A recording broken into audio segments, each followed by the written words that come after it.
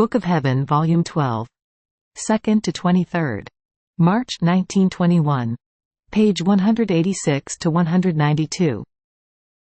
March 2, 1921.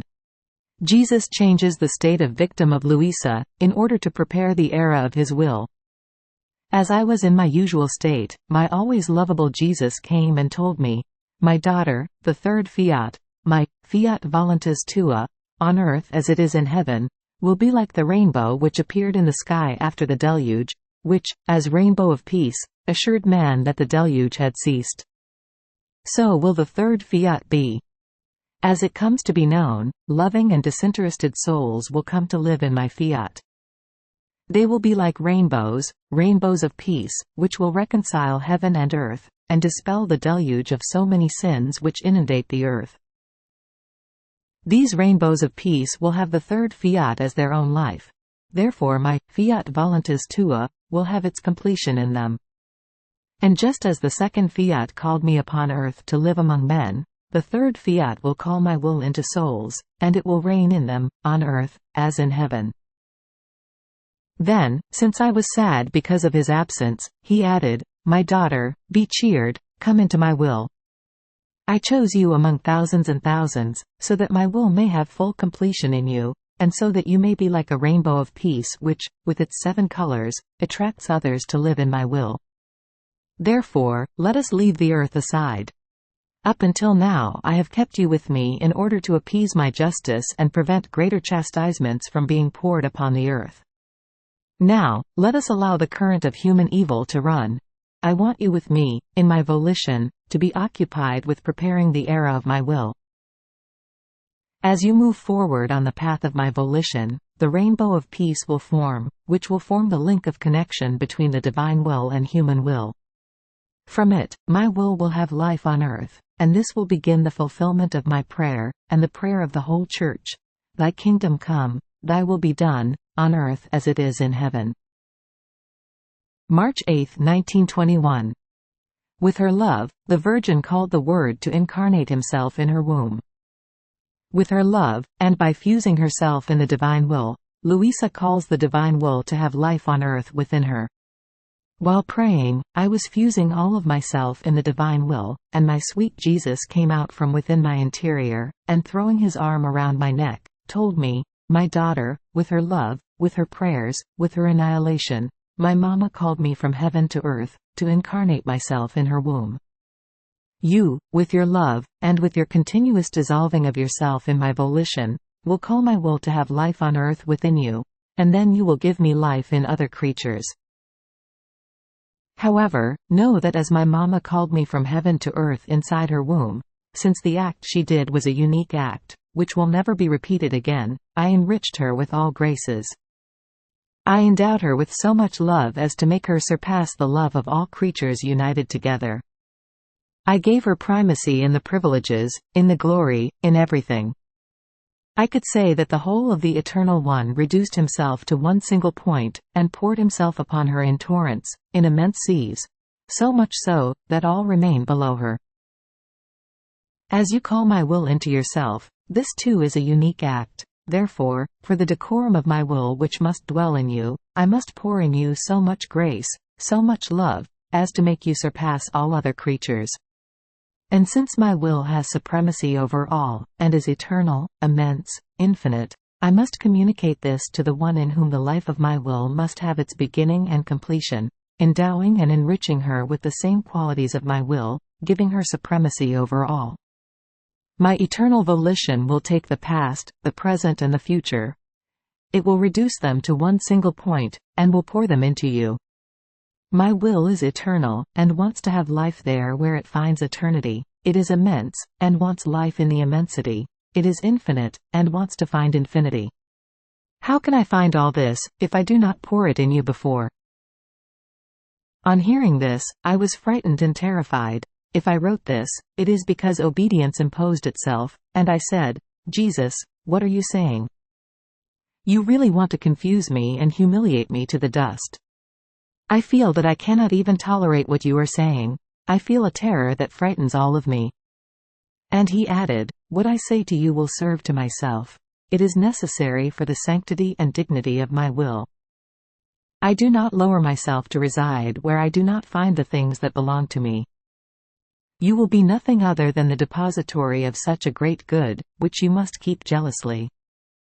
Therefore, pluck up courage, and do not fear. March 12, 1921. The divine will, grain which will become food. Luisa, the straw that clothes it and protects it. I was saying to myself, my Queen Mother provided the blood in order to form the humanity of Jesus within her womb. And I, what will I give in order to form the life of the divine will within me? And my lovable Jesus told me, my daughter, you will provide to me the straw in order to form the ear, in which I will be the grain. I will give my will as food to nourish all the souls who will want to eat of it.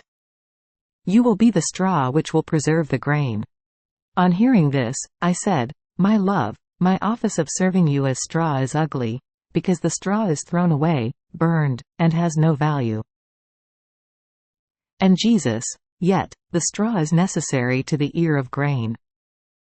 If it wasn't for the straw, the grain could not mature nor multiply. The poor straw serves as garment in defense of the grain.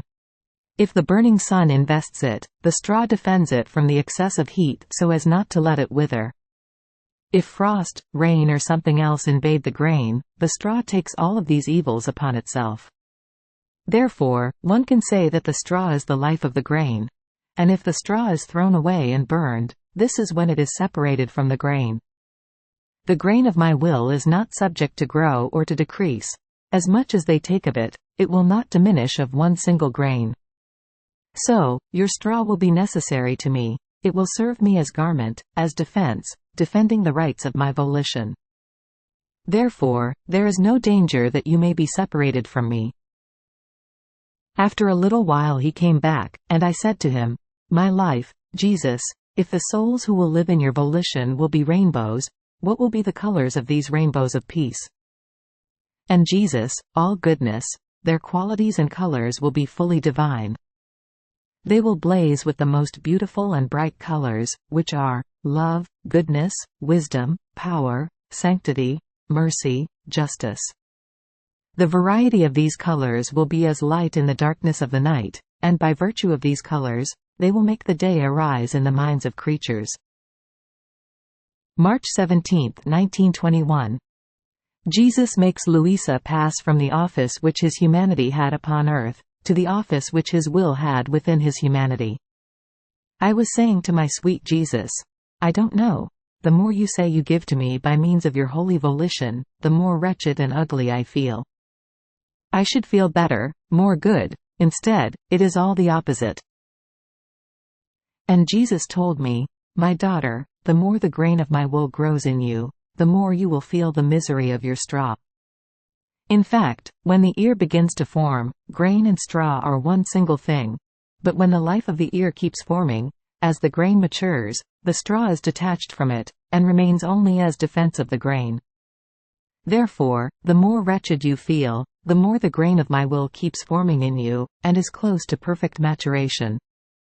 The straw within you is nothing other than your weak nature which, living together with the sanctity and the nobility of my will, feels its misery even more.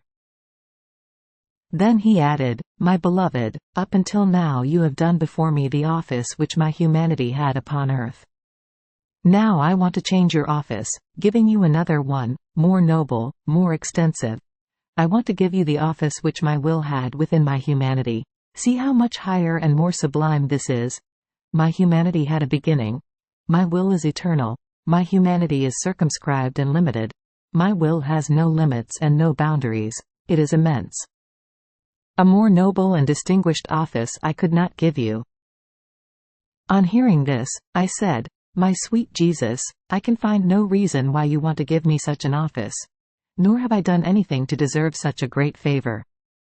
And Jesus, the whole reason is my love, your littleness, your living in my arms like a baby who cares about nothing but her Jesus alone, and the fact that you have never refused me any sacrifice which I have asked of you. I do not let myself be impressed by great things, because in the things which appear to be great there is always something human, but by small things, small in appearance, though great in themselves. And then, you yourself should have understood that I was to give you a special mission in my will.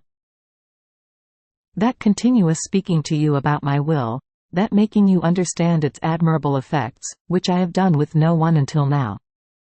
I behaved with you like a teacher who wants his disciple to become perfect either in medicine, or in history, or in something else. It seems that he cannot speak about anything else. He keeps harping on that point.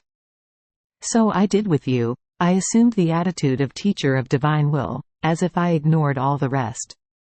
After I instructed you well, I manifested to you your mission and how the fulfillment of the fiat voluntas tua on earth will begin in you.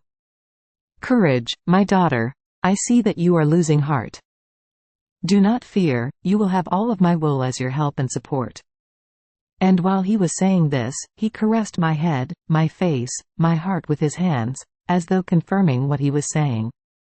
Then he disappeared. March 23, 1921. The divine will renders the soul little. Luisa is the littlest of all. As I was in my usual state, I found myself outside of myself together with Jesus, and I said to him, "My love, I want you to hear what I do to enter your volition, to see whether you like it or not." So I said what I usually say when I enter his will, which I don't think it is necessary to repeat here, since I have said it somewhere else. And Jesus gave me a kiss, approving, with his kiss, of what I was saying to him. Then he said to me, "My daughter, my will has the special virtue of rendering souls little, making them become so little as to feel the extreme need for my will to administer life to them. Their littleness is such that they are unable to make one act or take one step if my will does not administer that act or that step to them. So they live completely at the expense of my will, because their littleness carries no baggage, either of things from their own, or of love of self. Rather, they take everything from my will, and not to keep it for themselves, but to give it to me. And since they need everything, they live dissolved in my will. Listen, I went round the earth over and over again. I looked at all creatures, one by one, in order to find the littlest of all. Among many I found you, the littlest of all. I liked your littleness and I chose you. I entrusted you to my angels, so that they might keep you, not to make you grow, but to preserve your littleness. And now I want to begin the great work of the fulfillment of my will. Nor will you feel greater because of this. On the contrary, my will make you even smaller, and you will continue to be the little daughter of your Jesus, the little daughter of my will.